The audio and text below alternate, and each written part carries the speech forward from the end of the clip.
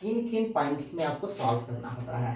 तो सबसे पहले तो आप इलेक्ट्रोमोटिव फोर्स या विभवांतर की जो समीकरण होता है ये सब में कॉमन होगा, और उसके बाद आप निकालते हैं सेकेंड पॉइंट, करंट का मान निकालना है आपको सभी में, लेकिन ध्यान रखिएगा जिसमें ऐसे पर जिसमें एक ही प्रेजेंट हो, या तो एल हो, सी हो या आर हो। दूसरा पॉइंट आप धारा का मान निकालेंगे। तीसरा पॉइंट आप फेज डिफरेंस निकालना है।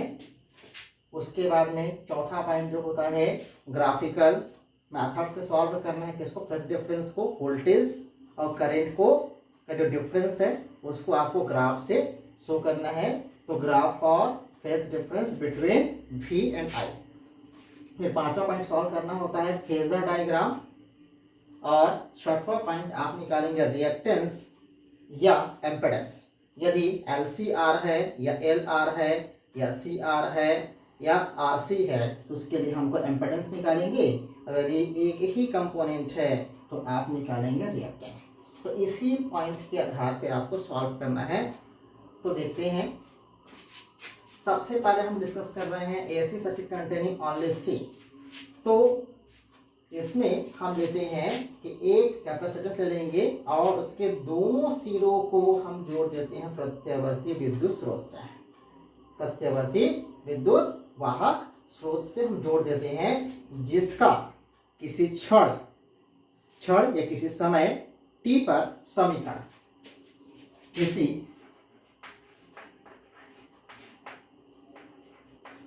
क्षण t पर इलेक्ट्रोमोटिव फोर्स प्रत्यावर्ती विद्युत वाहक बल का समीकरण। ये किसका समीकरण होगा, प्रत्यावर्ती विद्युत वाहक बल, इलेक्ट्रोमोटिव फोर्स। ये AC इलेक्ट्रोमोटिव फोर्स का जो इक्वेशन होता है वो सब में कॉमन होगा। मैंने पहले आपको बताया फार्मूला होता है V equal to V0 sine omega t. इसको आप इक्वेशन नंबर 1 मान लेंगे। अब हम यहाँ देखते हैं अगले पॉइंट क्या सॉल्व करना होता है, हमको धारा के मान निकालना है। तो धारा के मान निकालने के लिए हमको सबसे पहले जानना पड़ता है कि सर्किट में हम क्या यूज कर रहे हो। तो हम देखे हैं कैपेसिटेंस यूज कर रहे हैं, इसलिए हम यहाँ बस कैपेसिटेंस की परिभाषा से धारित्र का मान निकालेंगे। संधारित्र की धारिता इसकी कैपेसिटेंस की परिभाषा से इसकी कैपेसिटी का वैल्यू निकालते हैं।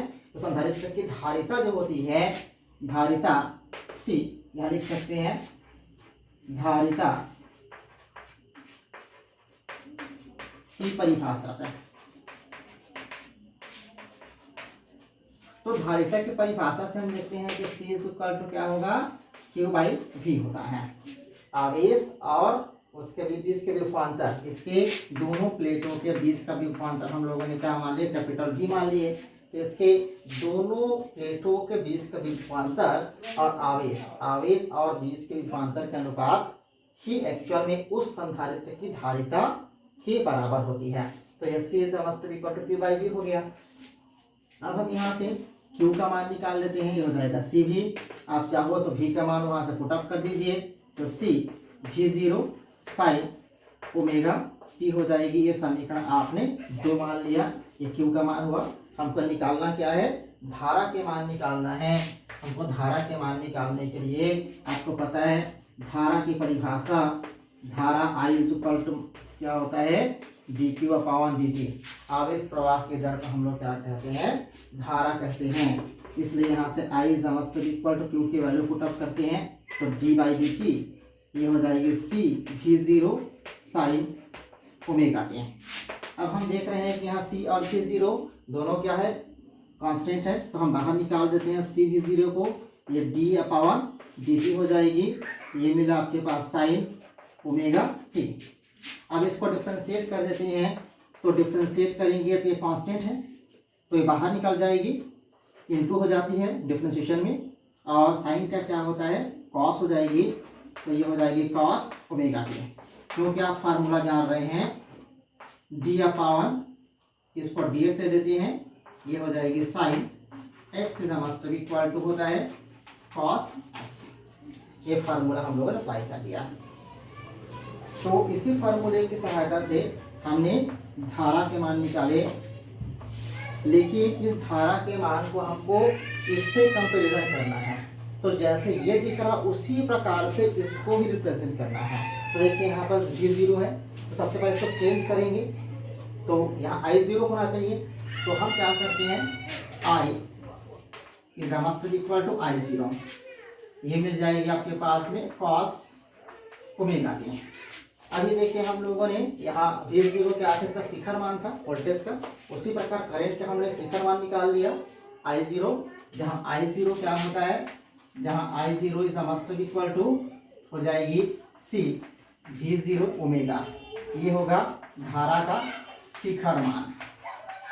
किसका शिखर मान है, ये धारा का शिखर मान है। अब हमको क्या करना है, देखिए ये तो हमने निकाल दिया, ये कंपेयर कर लिए, इसका किस फॉर्म में आ गया, लेकिन यहाँ साइन है और यहाँ पर कॉस है। तो हम इसको भी क्या करना है, आपको साइन के फॉर्म में चेंज करना है। तो साइन के फॉर्म में चेंज करने के लिए हम लोग क्या करेंगे, I0 ये हो जाएगी साइन, ये हो जाएगी पाई 90 प्लस ओमेगा टी। क्यों ऐसा हो रहा है, क्योंकि हम लोग जानते हैं कि sine 90 plus theta is must be equal to क्या होता है, कॉस थीटा होता है। तो हम लोगों ने ये फार्मूले को वहाँ पर अप्लाई कर दिया। ये हमने फार्मूला कहाँ पर क्लास 10 पढ़े थे, है ना, क्लास 10 में 11th में पढ़े थे मैथमेटिक्स में। इस फार्मूले को हमने क्या कर दिया, अप्लाई कर दिया यहाँ से। तो ये हम लोग किस फॉर्म में आ गया, साइन का फॉर्म में आ गया। अब देखिए ये इक्वेशन नंबर हम लोगों ने मान लिया 3। अब इक्वेशन नंबर 1 और 3 जो है सेम फॉर्म में आ गया। दोनों देखिए b है, वहाँ I है, यहाँ v0 है, I0 है, साइन है, यहाँ भी साइन है, और ये कलांतर है। ये क्या है, एक्चुअली दोनों का कलांतर, ये डिफरेंस हो सकता है। तो हमने इस फॉर्म में चेंज किया, तो हमारे पास धारा का मान निकल चुका है। हमने धारा का मान निकाल लिया। अब तीसरा पॉइंट क्या होता, फेज डिफरेंस निकालना। तो हम देखते हैं यहाँ फेज डिफरेंस या कालांतर निकालते हैं। तो कालांतर होता है फाई। कालांतर निकालने का तरीका क्या होता है कि ये जो करंट की ये जो एंगल होती है, कोण का मान जो होता है, और वोल्टेज का जो कोण का मान होता है, दोनों को घटाना है, डिफरेंस निकालना है दोनों के बीच में। तो यहाँ हो जाएगी pi by 2 plus omega T minus हो जाएगी ओमेगा टी। अभी आपने देखा दोनों कट जाएगी, तो कुल मिला के आपके पास में क्या बच जाएगी, ये हो जाएगी पाई बाई 2। अब यूँ कह सकते हैं कि दोनों धारा और करंट के बीच में क्या होगा, 5 डिग्री का कालांतर होगा। सो हमने बता दिया कालांतर कितना 5 डिग्री है। हमने तीसरा पॉइंट निकाल लिया। अब चौथा पॉइंट क्या होता है, इसका ग्राफ और phase difference between v and i। अब ये v और i, ये आपने i निकाले हैं, इसके मान इस i और इस v के बीच हम लोग क्या करना है, ग्राफ को रिप्रेजेंट करना है ना। तो देखते हैं ग्राफ फॉर या graph between v and i, इसको डिस्कस करते हैं। इससे हम बताएंगे कि कौन अग्रगामी है कौन पश्चगामी है। इस ग्राफ से क्या बताते हैं कि वोल्टेज और करंट में से कौन अग्रगामी है कौन पश्चगामी है। हम यहाँ पर इतना बता पाते हैं कि फेज डिफरेंस कितना है, लेकिन आगे कौन पीछे कौन है ये बता पाना बहुत मुश्किल होता है। तो हम देखते हैं, ये हो गया वोल्टेज के लिए। अब हम देखते हैं करंट। देखिए वोल्टेज हमेशा फिक्स होगा, तो वोल्टेज का हमने निकाला। अब देखते हैं यहाँ ओमेगा टी है, जब यहाँ omega T plus pi by 2 है, मतलब करंट जो है 90 अंश आगे चल रहा है। इसलिए जब ये शून्य होगा तो ये क्या होना चाहिए, मैक्सिमा होना चाहिए। तो ये देखिए मैक्सिमा है, ये इस प्रकार से, ये इस प्रकार से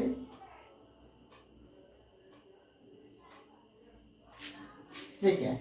ये जब मिनिमा है तो ये मैक्सिमा है ना। इसका मतलब क्या हुआ, ये जो करंट है येलो करंट हो गया और ये क्या है वोल्टेज है। तो करंट क्या बता रहे हैं, अग्रगामी को शो कर रहा है कि करंट वोल्टेज से क्या है 90 अंश आगे चल रहा है। तो इसको इस प्रकार से हम फेज डिफरेंस को रिप्रेजेंट कर सकते हैं दोनों के बीच में कालांतर क्या है, कौन अग्रगामी और कौन पश्चगामी है। तो ये हो गया, अभी हमने निकाला, ये हो गया चौथा पॉइंट, है ना। चौथा पॉइंट हमने सॉल्व किया। अब देखते हैं हम पांचवें पॉइंट में। तो देखते हैं पांचवा पॉइंट होता क्या है, पांचवा सॉल्व कैसे करते हैं। तो पांचवा पॉइंट जो है वो है फेजर डायग्राम। फेजर डायग्राम या फेज डायग्राम। तो फेजर डायग्राम को आप ऐसे भी शो कर सकते हैं, ये होता है फेज डायग्राम।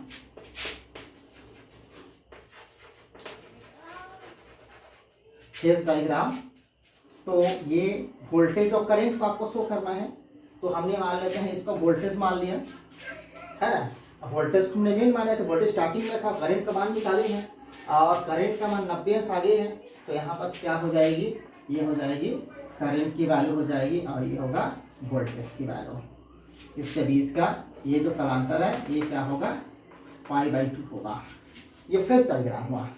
आगे हम देखते हैं फेजर डायग्राम। ये हम निकाल रहे हैं फेजर डायग्राम। तो फेजर डायग्राम को निकालते कैसे हैं, सबसे पहले वोल्टेज लेंगे, ये रहा वोल्टेज। वोल्टेज क्या करता है, एक्स एक्सिस के साथ में ओमेगा टी, मतलब चलना यहाँ शुरू करता है, टी टाइम पर यहाँ तक पहुँचता है। ओमेगा थोड़ी वेग से घूमता हुआ किसी क्षण पर ये यहाँ पर है। अब यहाँ से फिर क्या होता है, जो करंट है वो 90 से आगे चल रहा है, इसलिए ये इसके जस्ट परपेंडिकुलर में कौन होगा, करंट होगा, और इसके बीच का जो एंगल होगा वो होगा π/2। इसको हम लोग कहते हैं फेजर डायग्राम। पुस्तक में कैसे बनाया जाता है, इसी को इस प्रकार से सर्कल बना देगा, इस प्रकार से सर्कल यदि आप बना देते हैं तो इस प्रकार का फेजर डायग्राम बुक्स में दिखाई देता है। ये इस प्रकार से फेजर डायग्राम। अब ये होता है फेज डायग्राम। हमको दोनों की आवश्यकता पड़ती है। अब हमने ये भी निकाल लिया, अब हमको निकालना पड़ता है रिएक्टेंस एंड इम्पीडेंस। अब छठवां पॉइंट क्या होता है, रिएक्टेंस एंड इम्पीडेंस। तो अब निकाल रहे हैं फॉर रिएक्टेंस, इसमें रिएक्टेंस निकलेगा, इम्पीडेंस निकलेगा नहीं, सिंगल इसलिए। तो रिएक्टेंस के हम लोग सॉल्व करते हैं। तो रिएक्टेंस निकालने के लिए हमारे पास जो मेन फार्मूला होता है वो होता है ये, इसकी सहायता से रिएक्टेंस निकाल सकते हैं। तो हम लिखेंगे वी नो दैट, हम जानते हैं, वी नो दैट, हम जानते हैं कि, इसको इक्वेशन नाम देते हैं हम लोग, इसको एक इक्वेशन नाम देते हैं स्मॉल ए, है ना। We know that from equation number a. Equation से हम लोग क्या कर जानते हैं, क्या जान रहे हैं कि I0 is must be equal to CV0 omega. हमको निकालना है जो ओम्स लॉ होता है, ओम्स लॉ क्या होता है, V is equal to IR होता है ना। तो R is must be equal to क्या होगा, V/I होगा। इसी फॉर्म में कन्वर्ट करना है इसको। तो ये वोल्टेज यहाँ पर है ना, तो वोल्टेज हो गया और ये हो गया करंट। अब बाकी C और V क्या हो जाएगा, इधर ट्रांसफर कर देते हैं। इस प्रकार से हमने ट्रांसफर कर दिया। अब इस फॉर्म आया है ना। अब इसको आप क्या कर रहे हैं, इसी से V/I इक्वल टू R से कंपेयर करेंगे। हम इससे क्या करेंगे, इसको कंपेयर करते हैं। तो ये देखिए V/I, ये भी V/I हुआ, या इससे कंपेयर किए, चलिए देखिए सेम सम दिख रहा है, V/I, ये हो गया V/I। तो R के जगह में कौन है, ये आया ना, इसलिए यहाँ पास क्या होगा, इसका इम्पीडेंस जो होगा या रिएक्टेंस जो होगा, रिएक्टेंस मतलब प्रतिघात, इसका प्रतिघात जो होगा वो कितना हो जाएगा, हमने बताया 100 करते हैं। तो यहाँ कैपेसिटेंस के लिए इसलिए FC हो जाएगी, कितना मेरा कंपेयर किए तो 1/ωc। तो इस प्रकार से हम इसका रिएक्टेंस निकाल सकते हैं। और इस प्रकार से ऐसे क्वेश्चन जिसमें केवल एक ही कंपोनेंट हो, चाहे